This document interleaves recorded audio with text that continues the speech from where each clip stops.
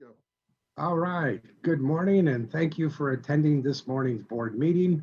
CMHA is holding its monthly board meeting virtually via webcam and teleconferencing on Tuesday, October 27, 2020, as approved through Ohio's novel coronavirus response bill, which directly affects how local governments throughout the state operate in conducting public business. Excuse me. These sweeping changes were approved Thursday, March 27th, 2020. This provision sunsets when the governor withdraws the state of emergency or December 1st, 2020, whichever is sooner. This is the contemporaneous meeting for instrumentalities that do not have any new business or matters requiring deliberation.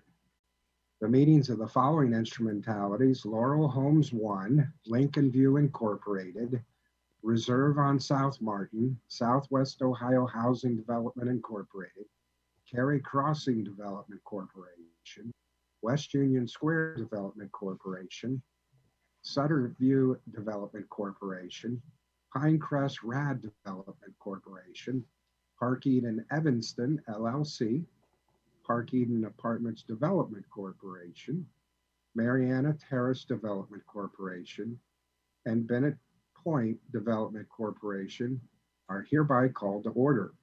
Roll call. Ms. Mitchell. Present. Mr. Weedman. Present. Mr. Harris. Present. And the chair is present. We have a quorum. Commissioners, have you reviewed the September 29th, 2020 minutes for these instrumentalities? Motion to approve. Thank you. Second. Second. All right. Roll call. Ms. Mitchell. Aye. Mr. Weedman. Aye. Mr. Harris. Aye. The chair votes aye. The motion is passed. There is no new business for these instrumentalities. May I have a motion to Motion to adjourn? adjourn. Thank you. A second. Second. Thank you. Roll call. Ms. Mitchell. Aye. Mr. Weedman. Aye. Mr. Harris. Aye. And the chair votes aye. The meeting is adjourned. Now, we move on to the regular meeting of Touchstone Property Services Incorporated for Tuesday, October 27, 2020. The meeting is now called to order. Roll call. Ms. Mitchell. Present. Mr. Weedman. Present. Mr. Harris. Present. And the chair is present. We have a quorum. Item 3 is approval of the minutes. Is there Motion a to motion? approve. Thank you. A second? Second. All right. Any corrections? Nope. Hearing none. Roll call. Ms. Mitchell. Aye. Mr. Weedman. Aye. Mr. Harris. Aye. The chair votes aye. The motion passes. Item 4 is discussion of recommendations. Resolution number 106 to approve the write-off of Hamilton County Affordable Housing, Springdale Senior Limited Partnership, doing business as Baldwin Grove, Reserve on South Martin, West Union Square, and City West Retail uncollectible tenant accounts receivable balances for the third quarter of 2020. Is there a motion? Thank you. A second. Second. Thank you. Any questions? Yeah, Rima, could you just run through that real quick? Absolutely. So, good morning. The Good morning. write-offs for it's for the quarter for all the Touchstone properties, and at this point in time, the total for all of the properties is $105,000, and it's primarily made up of two large amounts. One is for Kitty Couture, and the other one is for Q Kids. Kitty Couture and Q Kids were City West tenants, and one of them had a restructuring done to their lease. So the remaining balance of their old lease was written off. It was about $76,700. And the other one was Kitty Couture, which was pretty much they kind of left and left us with it.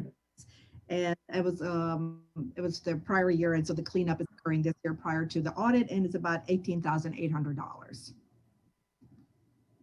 Okay, thank you. Sure. Any other questions? Okay, hearing none.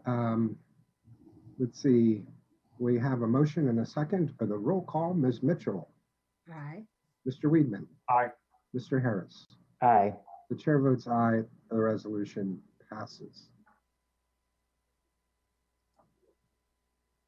Resolution 107 to approve the monthly financial statement for Springdale Senior Limited Partnership, DBA Baldwin Grove, Reserve on South Martin, Cary Crossing, West Union Square, Hamilton County Affordable Housing, Sutter View, Evanston, Pinecrest, Park Eden Apartments, City West Retail, and Touchstone Property Services for the 9 months ending September 30, 2020 of calendar year 2020. Is there a motion? Thank you. A Second. Questions? Hearing none, roll call. Ms. Mitchell? Aye. Thank you. Mr. Weedman? Aye. Mr. Harris? Aye. The chair votes aye, the resolution passes.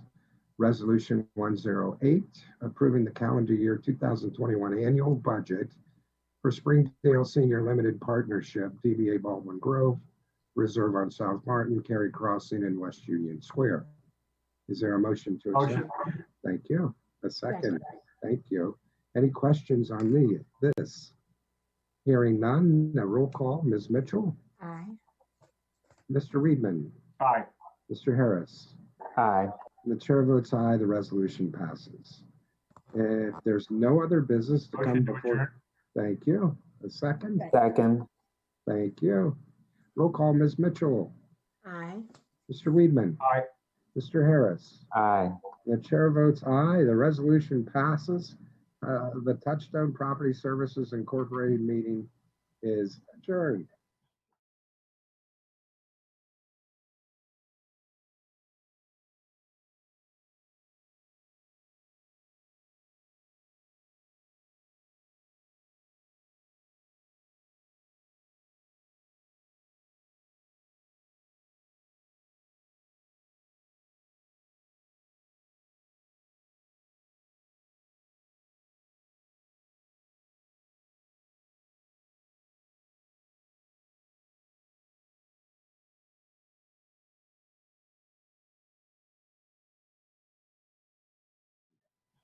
Now, we move on to the regular board meeting of the Cincinnati Metropolitan Housing Authority for Tuesday, October 27, 2020.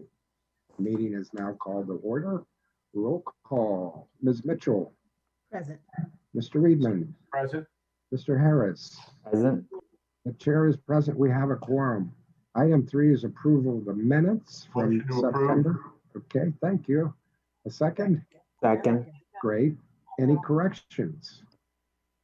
Hearing none, roll call. Ms. Mitchell, Aye. Mr. Weedman, Aye. Mr. Harris. Aye. The chair votes aye, the motion passes. Item 4 on our agenda is presentations, of which we have none this month. And item 5 on our agenda is public comments, for which we have no speakers who've asked to address us. Item 6 is the JRAB Ross grant update. Any questions or comments from commissioners on this report? No, I just wanted to thank Commissioner Johnson for, I'm sorry, let me turn this meeting down, for your update and just, keeping us up to date with everything with the survey. Thank you for navigating that and moving through that, but I do appreciate your responsiveness. And I thought that, Ms. Mitchell's request was actually quite reasonable and, showed the sign of engagement. And just so thank you for following up on that. Appreciate it. Ditto. Okay, very well.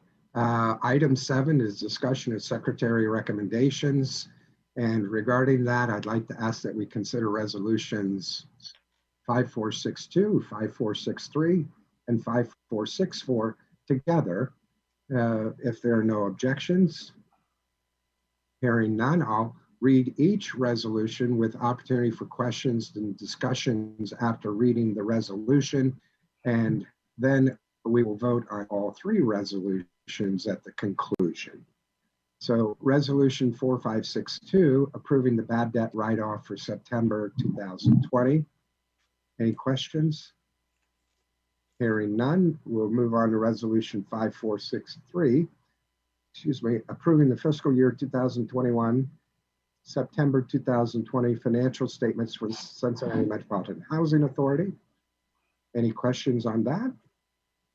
Okay, moving on to Resolution 5464, resolution approving the fiscal year 2021 budget revision for the Cincinnati Metropolitan Housing Authority. And now, may I have Motion. for all three? Thank you. A second? Second. Thank you. Any questions or discussion on any of the three?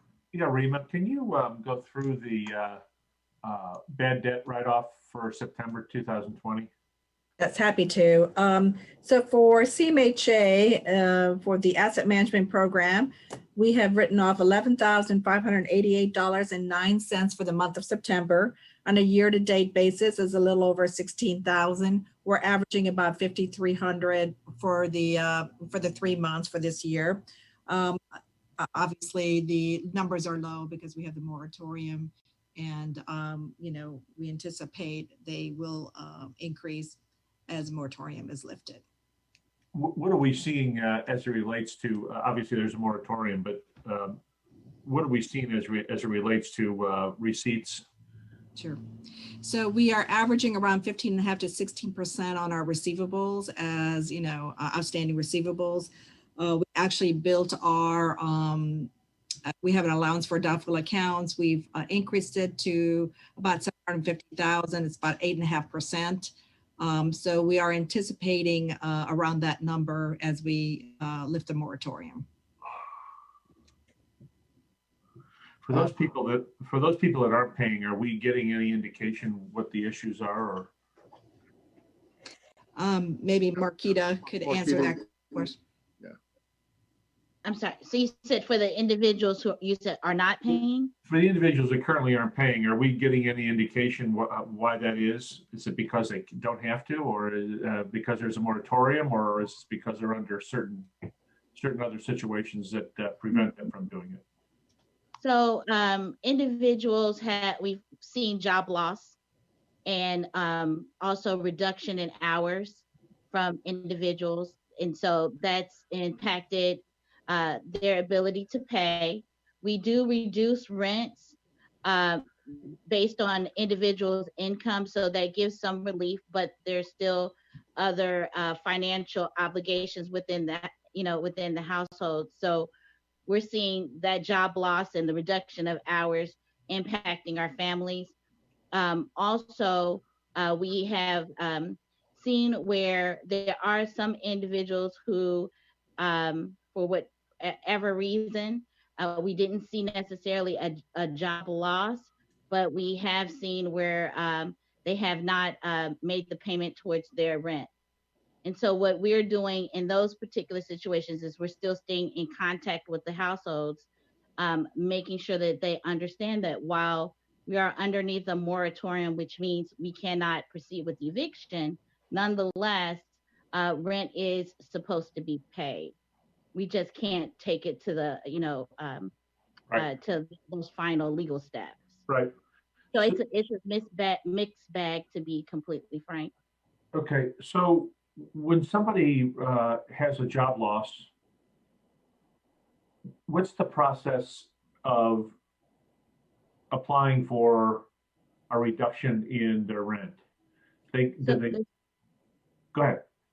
Yeah, so there's two ways that an individual can notify us. They can either go into the management office, or we have a household reporting line that's 24 hours that a person can call in and leave the information that they've had a reduction in either their hours, or they've had some type of job loss.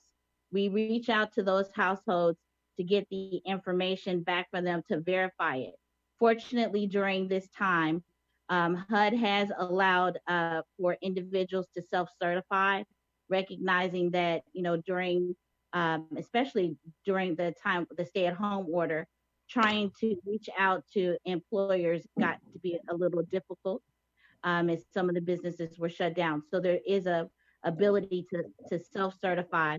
Otherwise, they bring us in the information showing their job loss. and then we go ahead and we reduce their rent appropriately based on 30% of their adjusted gross income. Okay. So how long does that process take? We probably get it done pretty quick, don't we? Yes, we try to get it done quickly because we recognize there's there's an income loss inside of the household, so it would be less than 30 days. Okay. Great, thank you. And also Marquita mentioned that it goes back to the date that is confirmed that the person lost their income. So it's retroactive. It's retroactive to the date they lost their income, correct? correct. Okay. Right. Great. Thank you. Marquita, I'm sorry, did I cut someone off? No? Okay, Marquita, wow, this is a lot of activity. How does your staff and anyone else who's responsible for processing these changing incomes keep up with this load?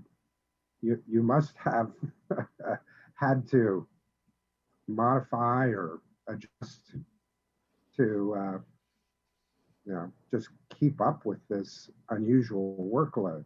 I'm curious to know. You're just putting it off. I don't know. No, well, we don't put it off. We're trying to keep up with it as it comes in our doors.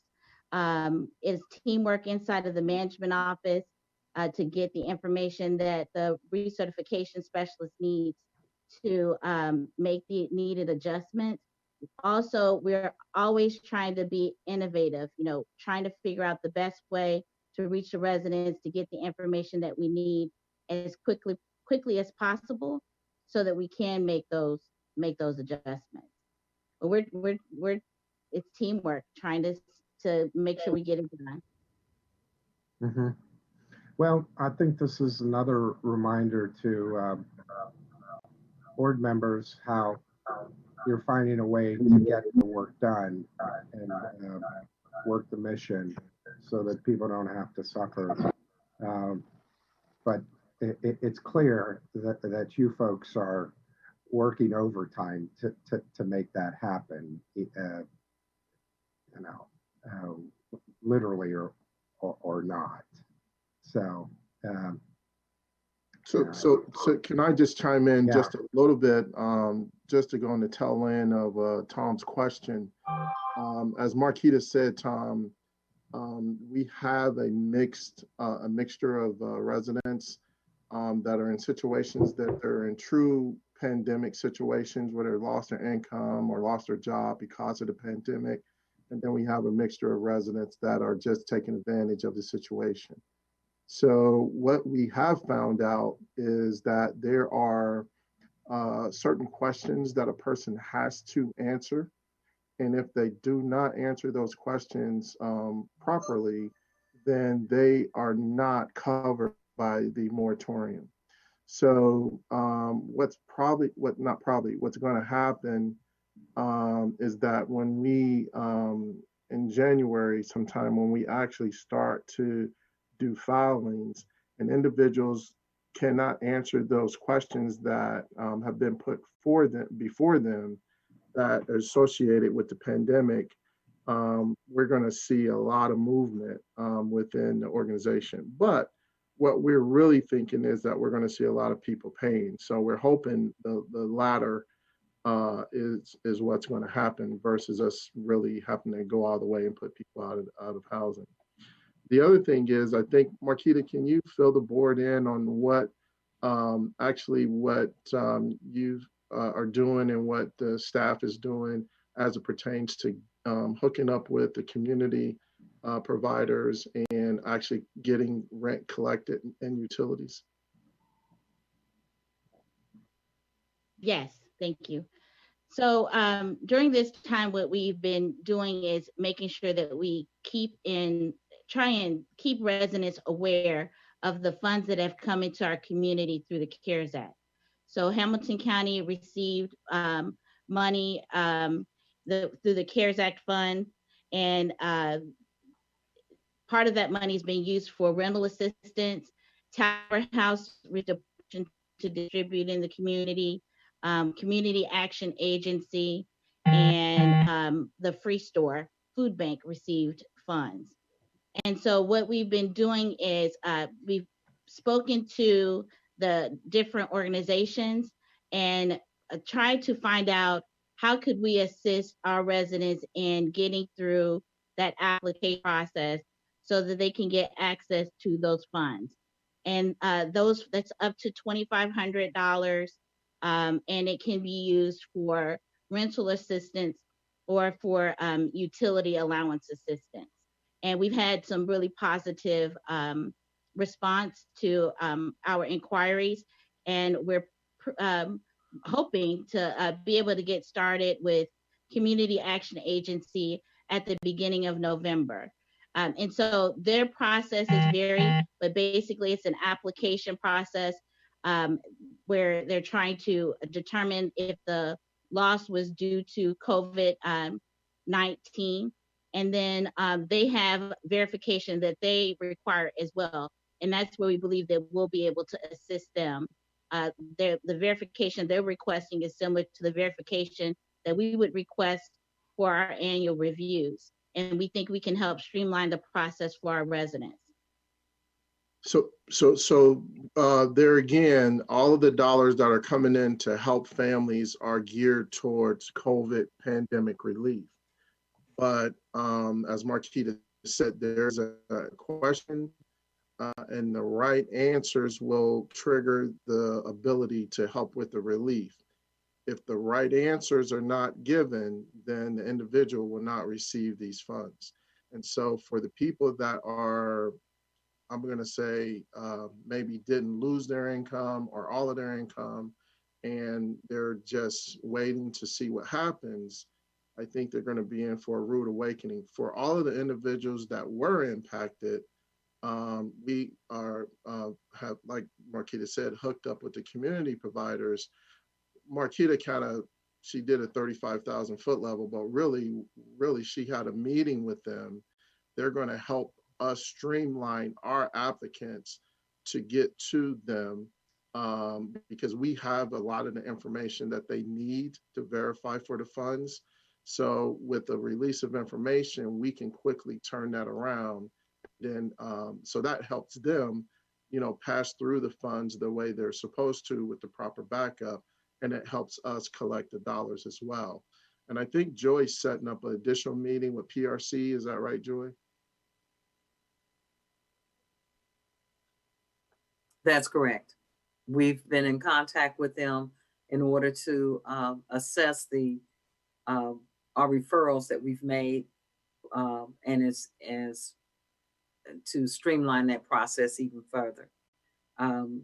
We've been very successful with our PRC. That's the Eviction Prevention Contingency Funds through the Department of Job and Family Services, and we want to see that continue to flow. So I just wanted to be sure, and I thought it was important that from a board perspective, that you saw we are doing all we can to put individuals and families in the best situation to pay their rent. The PRC funds, they also come from the county. They're not connected to the pandemic. So individuals, they have to fill out the applications. We've set up a pipeline where our applications can go right through, and we've done that with the pandemic relief.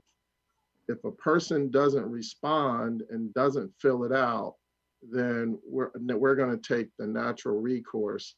But I thought it was important that you do know that between my calls and Marquita's calls, all of these organizations have made it easy for our residents to access these funds. It's just the residents have to act upon it. So if we do end up with a large amount of evictions filed, I do think that someone is going to say something, but I think it's important that during all of these months, we have been sending letters, we have knocked on doors, and we have done everything possible to link people up that need help. The person has to respond and has to fill out the applications. I believe before the pandemic, we had collected over $170,000 from PRC by just doing this, and we still had residents that just would not fill out the applications. So you know, if that's said in our community that, well, CMHA, you're just putting people out. I just wanted to be sure that you knew that is not the case. But with us, 8% reduction in our rent, just because a person won't fill out the application, that's not something I think is going to be acceptable as well. So we're doing all we can to link people up to the dollars that are out there. And we're also sending out flyers. Marquita's group is sending out flyers. Mary's group is sending out flyers, making phone calls to Winton and Findlay residents to make them aware of all the resources that are in this community to help. Are those robocalls that you're referring to? Well, Marquita, they make robocalls, but we also, for Mary's group and Whitney and Finlater, because of our Envision centers, those are individual people we have on the phones and they're making calls. And since the pandemic, if I'm not mistaken, they've made over 3,000 calls. Wow. Just to Whitney and Finlater, just to link them up to services. But part of it is robocalls, and a lot of the robocalls are about events. The food giveaway that we do every Tuesday. Now we start helping Winton Hills pick up food from the free store to bring it to Winton Terrace every Tuesday, but Wow. they give it out on Wednesdays. And then every Tuesday, Marquita's group with the church that we've linked up with. Marquita, how many baskets have we get? I know at last count it was over 8,000 that we are using our staff to pick up and Wow. deliver. In some cases, the residents won't come out to get the food, so our staff is hand delivering some of the food door to door so it doesn't go to waste and spoil because it's fresh vegetables and dairy. Mm-hmm. So what do you think is the reason people won't come out and take it? Is it pride? Is it some other reason? They don't need the food, or is it all the above? I don't know. I think I would, if I knew the answer to that, I would bottle it up and sell it. I tell you, I don't know. I'm not sure, but I know we do housing. We're a property manager, but what I wanted to be sure is that you knew that we are stepping outside of the property management box to provide assistance where we can. Yeah, well, I think that's admirable. I think that those efforts may be appreciated down the road by outsiders. And like you say, if we get into an eviction event, but I'm curious, you're working very hard to have people come forward and fill out applications who've had income losses. Is this a finite amount of money, or is it more than enough money that's needed for our population? Or is this money available not just to our population, but our population is competing in terms of getting in line with others in Hamilton County before the money is all dispensed? What's the situation there? The dollars are there. I believe there's a deadline to disseminate those dollars on the CARES Act money through this 31st. No one is saying that there's shortage of money to hand out. It is the amount of people that are applying, they are having issues processing it because so many are coming in. And that's what we had heard. So that's why myself and Marquita took the step to call the agencies, set up the meetings, and then try to create that pipeline to ensure that our residents, if they need, they get in place to receive the funds. Yeah, this would. Well, thanks for that info. And Greg, thanks for the info. I was just, I think, Greg, you kind of hit the nail on the head. I was concerned with at some point in time there, the moratorium is going to end, and when it ends, there's going to be some fallout from that. And I want to make sure that we're all on the same page as it relates to how the process and how we're making sure that we attempt to facilitate everybody. But God helps those who help themselves, as they say. And if you can't come in with the and make application and for the funds that are available, then there's not a whole lot we can do about it. So Right. I just want to make There's sure. two things I wanted to add and chime in.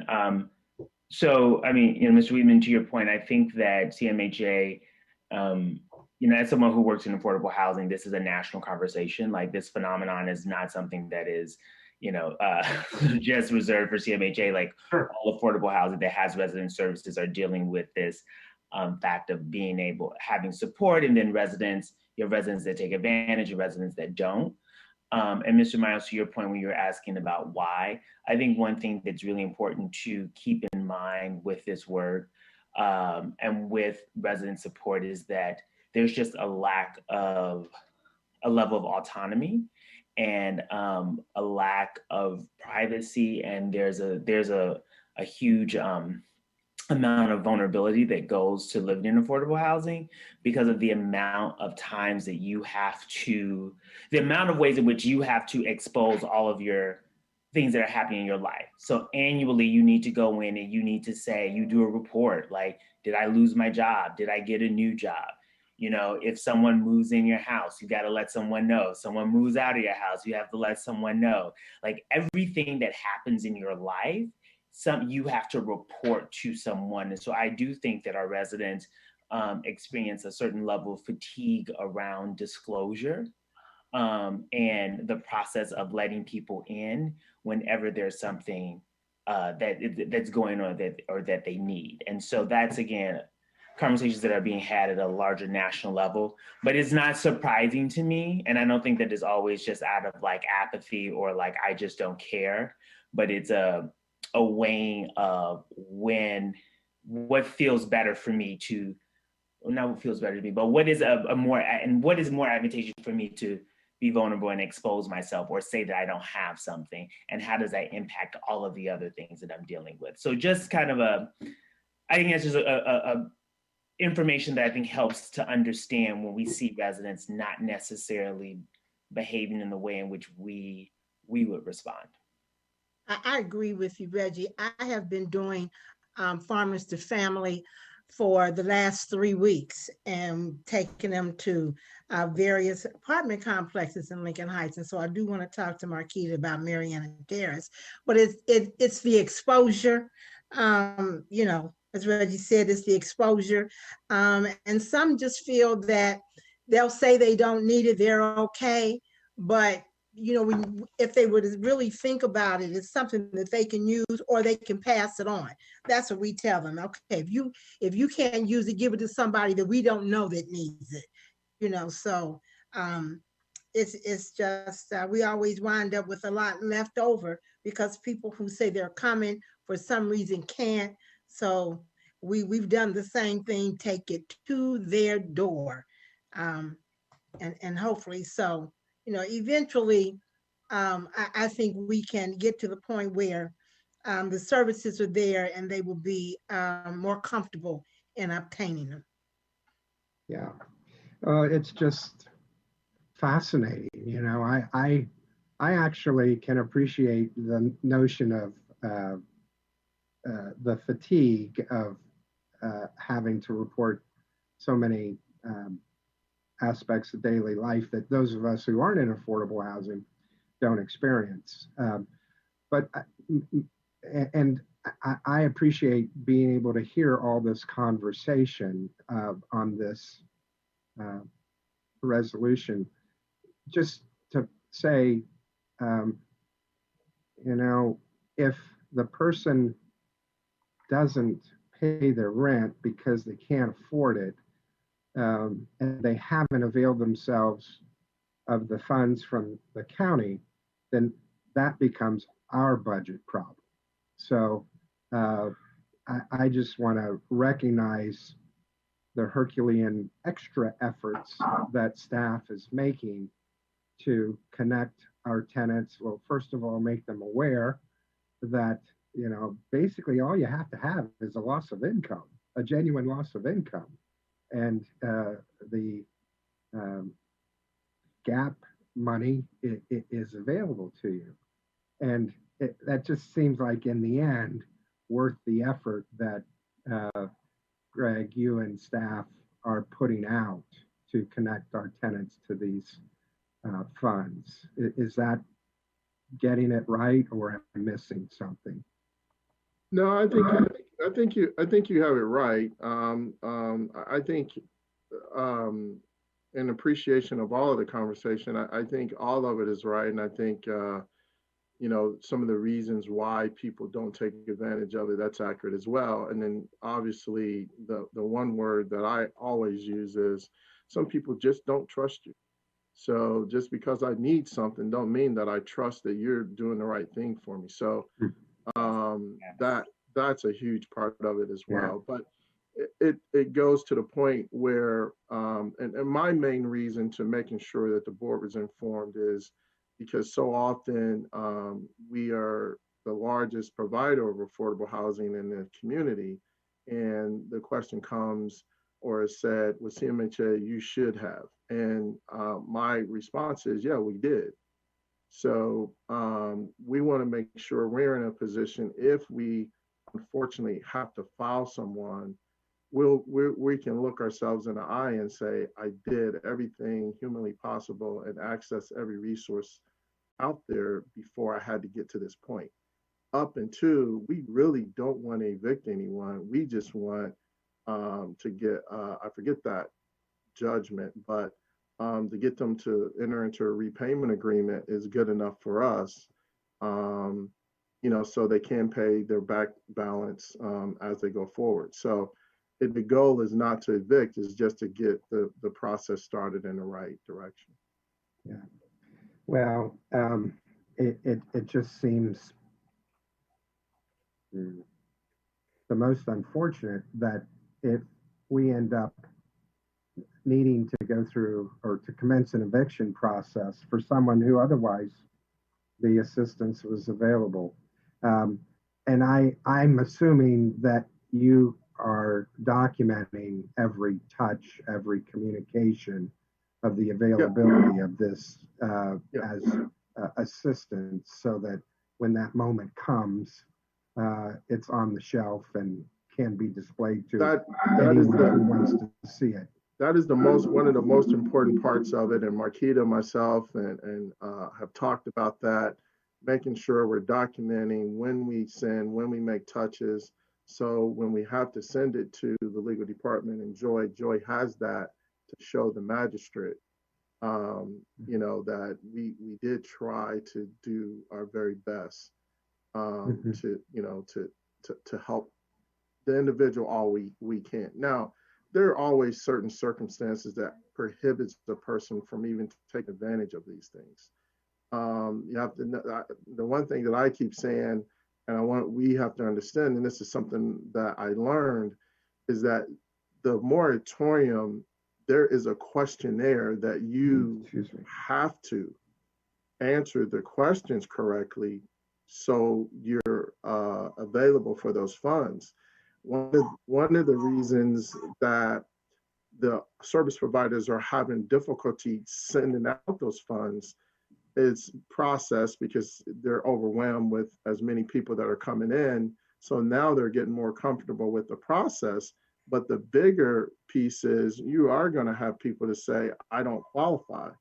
And I don't qualify because those dollars to help individuals has stipulations. They have stipulations. So it's just not, I just walk up and say, I lost my job. Doesn't work that way. Why did you lose your job? Because if you lost your job because you didn't show up, they're not going to help you. You got to go to a different area to get help, maybe PRC. But the CARES Act, that's not, it's only if you were affected by COVID. And that's an important thing that is not advertised when these dollars are talked about. It's saying, oh, we can put money out there so you can pay your rent. only if you were affected by COVID. And we all know there's things happen every day. People lose their job, lose hours, has nothing to do with COVID. Okay. All right.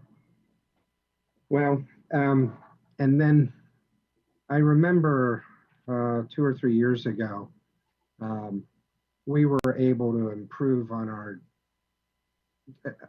on keeping the bad debt from accumulating by knocking on doors as soon as someone was a few days past due. But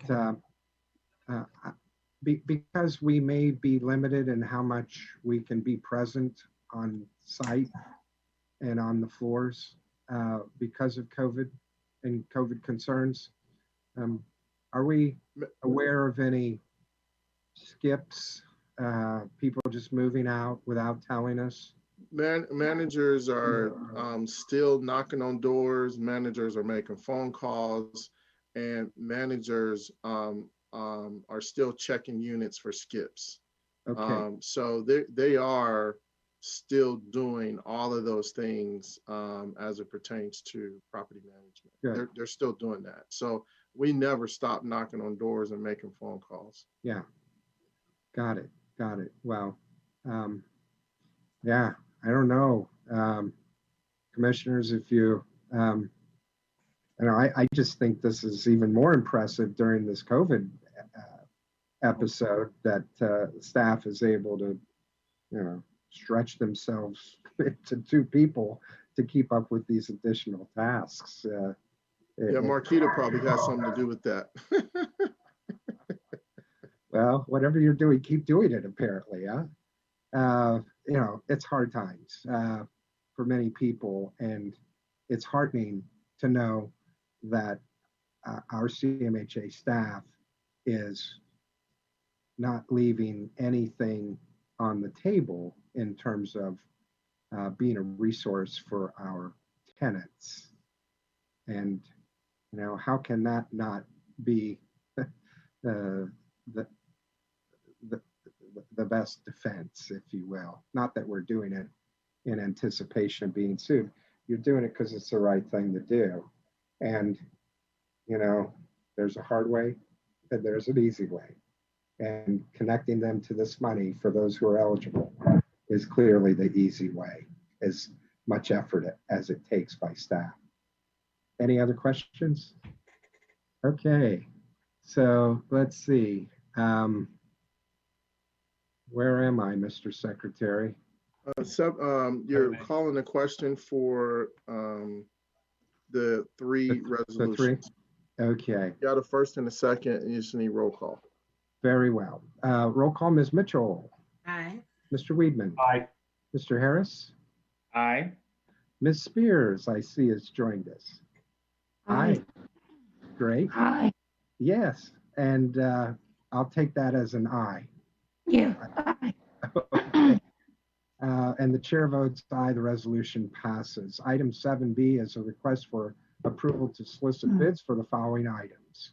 Resolution 5465, providing authorization to proceed with the request for proposals, solicitations for general goods and services from outside vendors.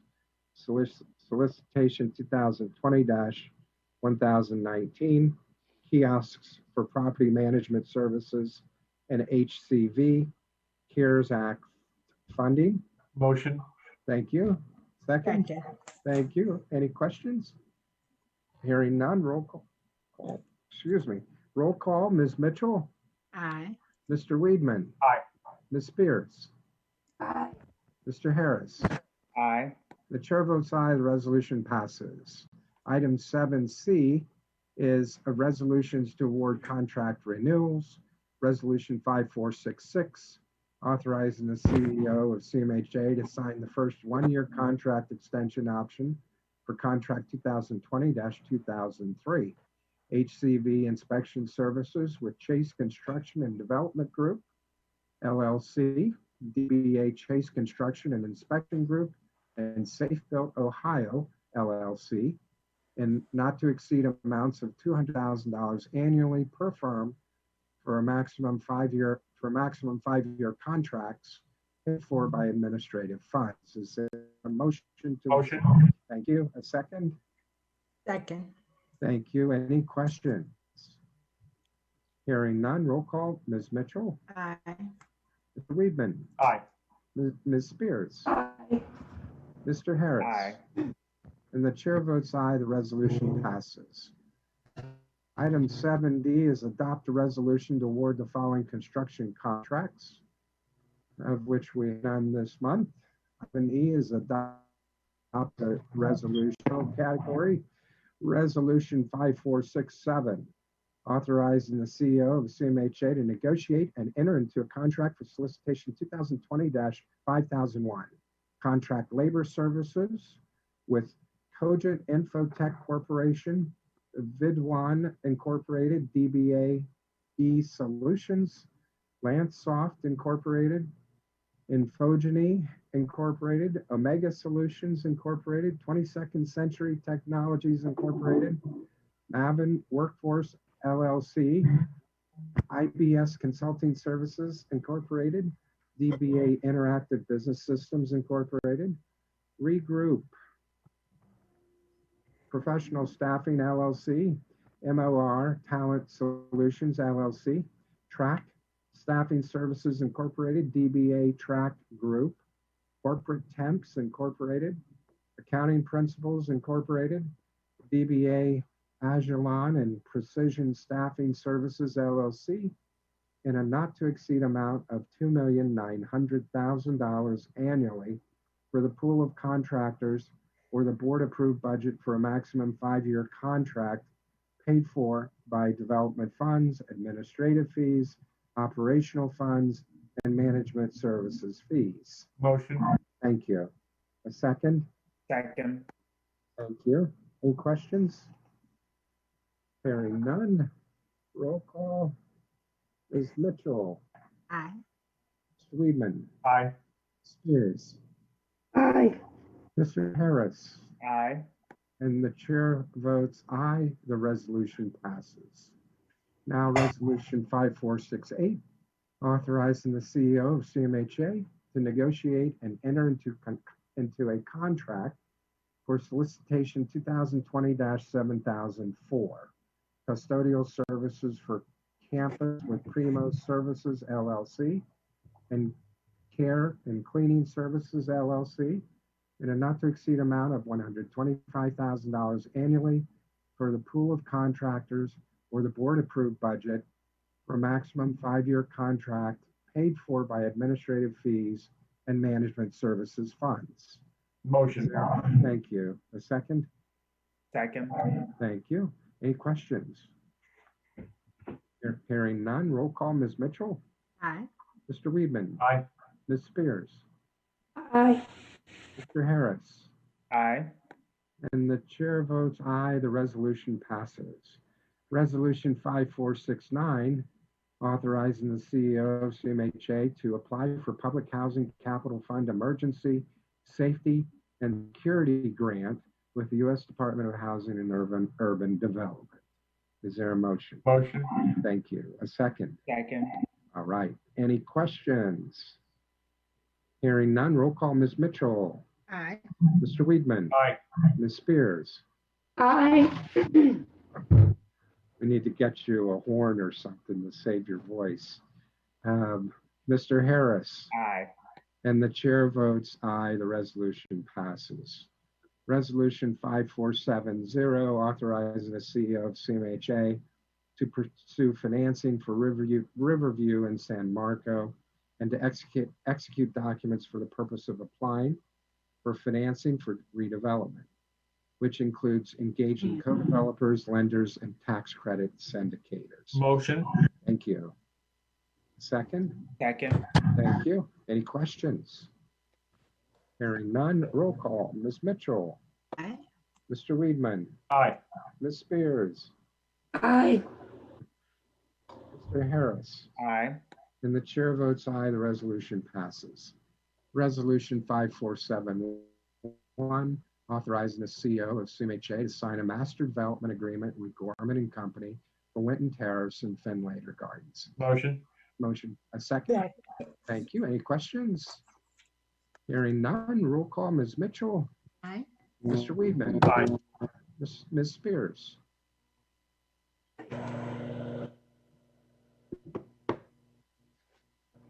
Did Ms. Aye. Okay, great. Thank you. Mr. Harris? Aye. And the chair votes aye. The resolution passes. Resolution 5472, authorizing renewal of lease agreement for Milldale Recreation Center with City of Cincinnati lessee. Is there a Motion. motion? Thank you. A second? Second. Thank you. Any questions? Hearing none, roll call, Ms. Mitchell, Aye. Mr. Weedman, Aye. Ms. Spears, Aye. Mr. Harris, Aye. and the chair votes aye. The resolution passes. Motion to adjourn. Thank you. A second? Second. Any questions? Hearing none, we'll have roll call. Ms. Mitchell, Aye. Mr. Weedman, Aye. Ms. Spears, Aye. Mr. Harris, Aye. and the chair votes aye. The motion passes. Thank you to everyone. Mr. Chair, Yes. Mr. Chair, I just have one closing Sure. item for the board. Take your time. With the approval of item 5471, you guys just approved the go-ahead of probably the largest redevelopment in the city of Cincinnati with Findlater and Winton Terrace. So I just want to say thank you. And those meetings that we had, many of them, this is definitely the next step into redeveloping and job creation and redeveloping the largest site in the city of Cincinnati. So I just wanted to say, Great job, Greg. I just wanted to say thank Yeah. you. Yeah, and the whole team doing a great job. This is great. We're moving in the right direction, that's for sure. Yeah, this It's is, gonna turn the city around. it's going to turn it upside down. I'm going to say around. It's going to be, it's not going to be easy, but I'm telling you, this is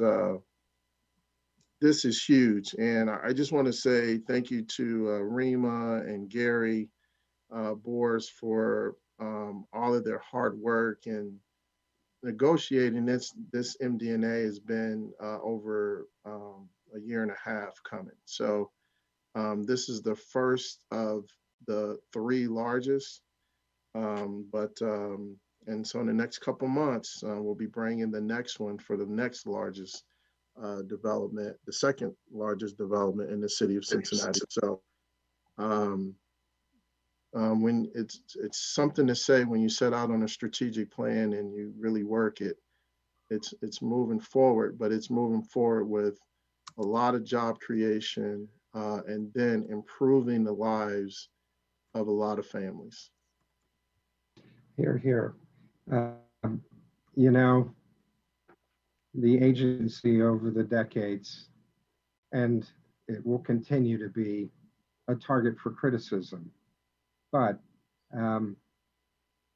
this moves us out of the criticism that CMHA has deferred not millions, not tens of millions, but maybe 100 million or more of capital maintenance. And it was said it couldn't be done. We couldn't get on top of this, but with you and your team and all the associates, you're making it happen. And I think that's something for you to blow your horn about. And I would hope that we could find some folks to tell the story that you just summarized, how this is over $1 billion in economic impact in Hamilton County before all this money leaves Hamilton County. The jobs, you know, is not the greatest anti-poverty program a good or better job. So I would hope that we can find some people to tell this story um, find some folks in the media or other stakeholders to participate in that storytelling, because it's what everybody says they want from CMHA. Everybody.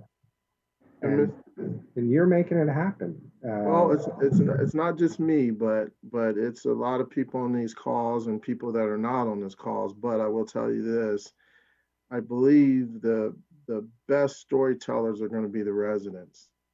I think Gary, we as you know, we started Pinecrest in July. Here it is October, and Joe's leadership on the construction and Gary's on the development. And with Rima's oversight, they had their first resident open house on the first couple floors so the residents can see their units.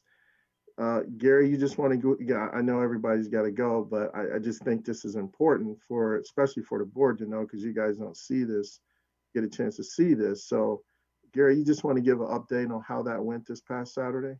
Yeah, just explain to the board what event you had.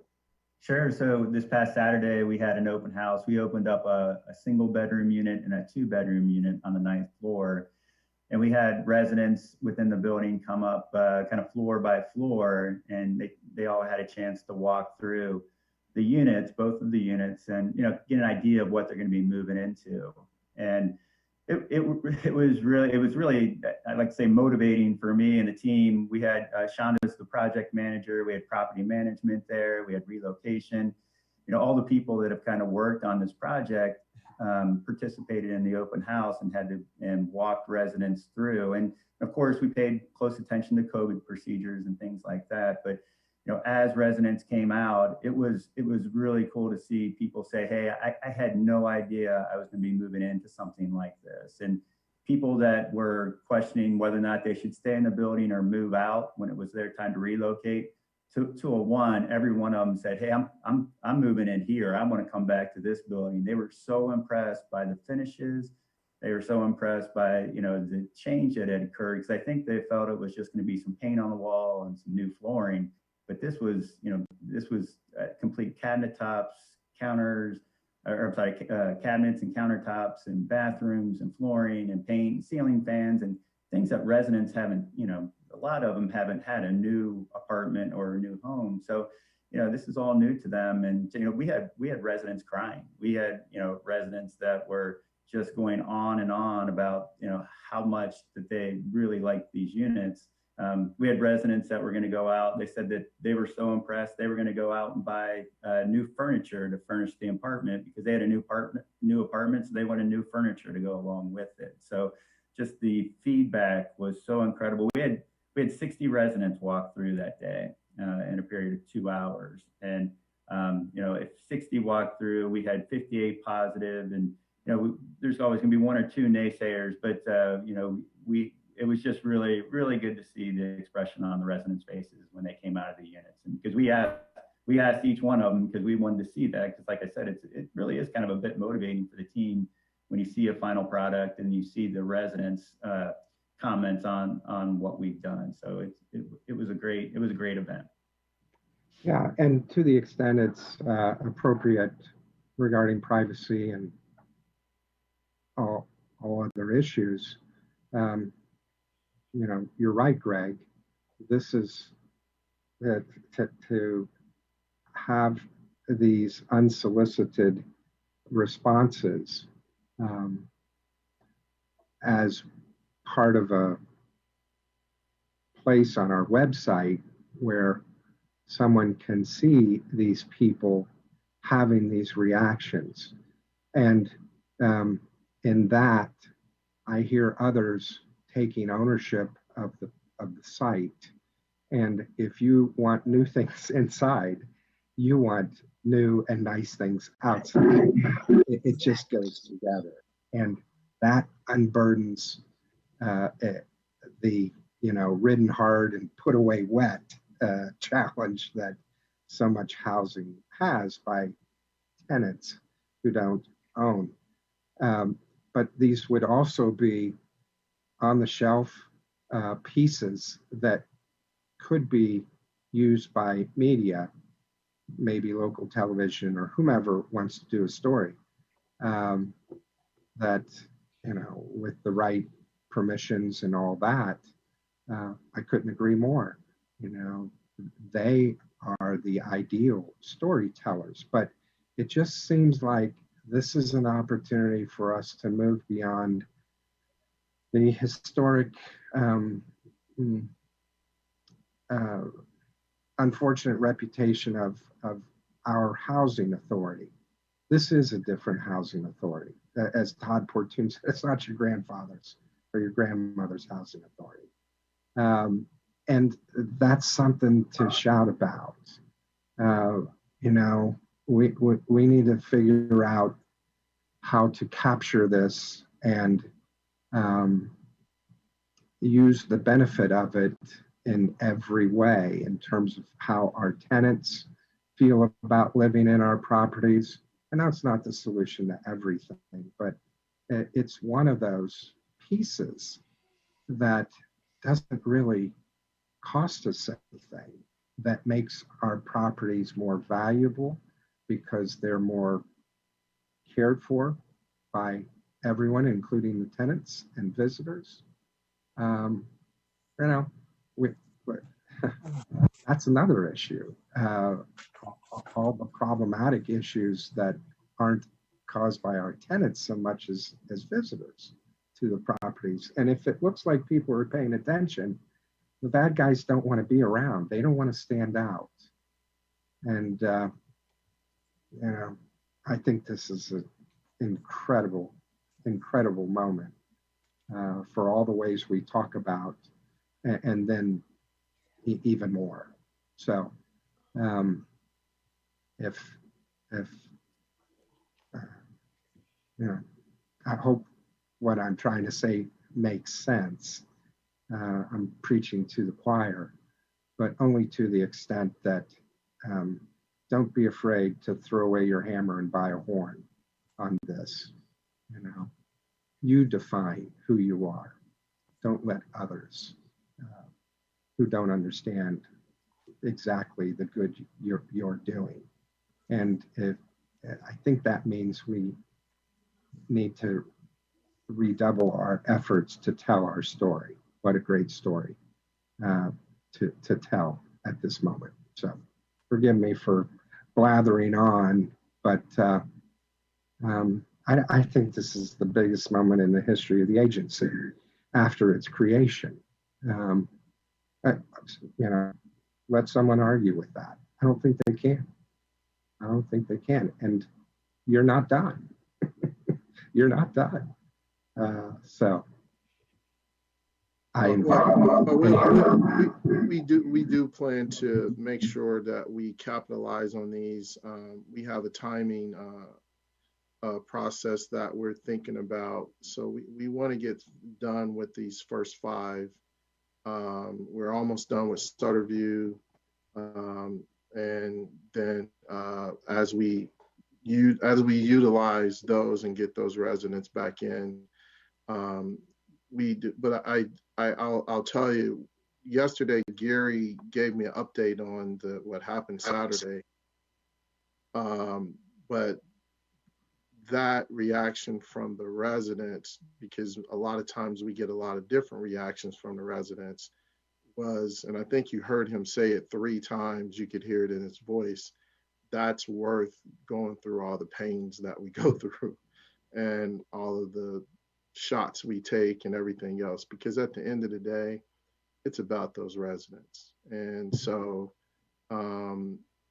hearing that side of the fence kind of gives us that rejuvenated potion to say, okay, it's the right thing to do. And the other part of it is, and Rima didn't mention it, but you guys approved today those budgets for Pinecrest and Park Eden and Evanston. Those were the first time that you did that, but the bigger picture is what we talked about as our strategic plan is to put this organization and those properties on a better financial footing. all of those properties, as of 2012, they were all in the red. What you just approved for those properties as they're going through RAD is that every last one of them are in the black. And so the process that the theory that we had, if we do this, we can put them in the black and operate them at a better level. The short term is saying, yeah, you were right. So there's a lot going on in the organization. There's a lot going on in the country. It doesn't mean that we don't fight and argue and push and yell at each other. And I mean, Joe and I were just yelling at each other at Sutterview last week, but about construction, and it doesn't mean that. So I don't want to give the impression that that happens. Mark and I yell at each other about, I want a dashboard, and he's like, I'm working on it. But at the end of the day,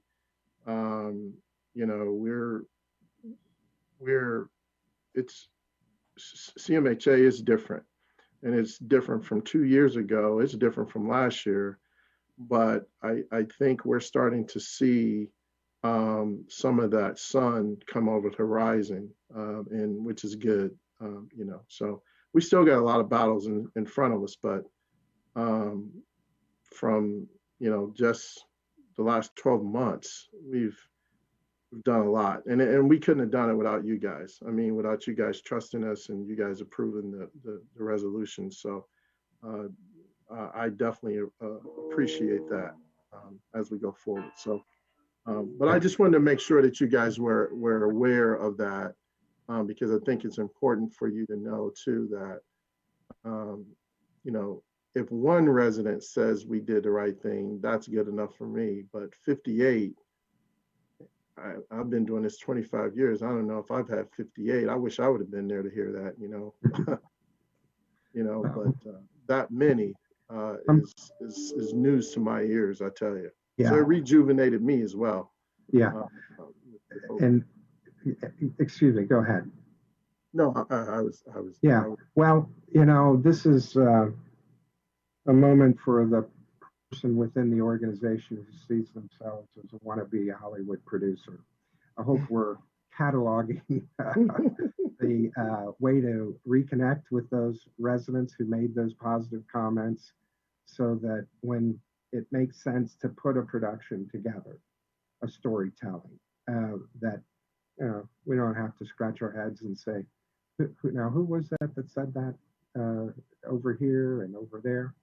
Because I couldn't agree more with you. These are, these are our stars in terms of the people most credible at telling our story, because they're living it. They're living the results that you're creating. I'm the oldest serving board member.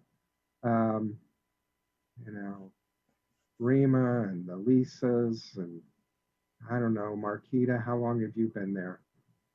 Joy, Joe, you've all been there as long as I've been around. And wow, what a different moment it is 10 years later. What a different moment. And, I tip my hat to each of you to see how you've been able to adapt and just do incredible things, do more with less. We always have time to take time to recognize you and tell you how we see the difference, the positive difference you're making. So thank you. Any other board members have a comment?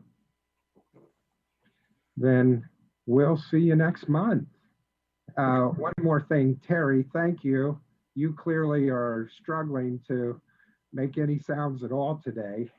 So we appreciate your being in the meeting and participating when you obviously aren't feeling your best.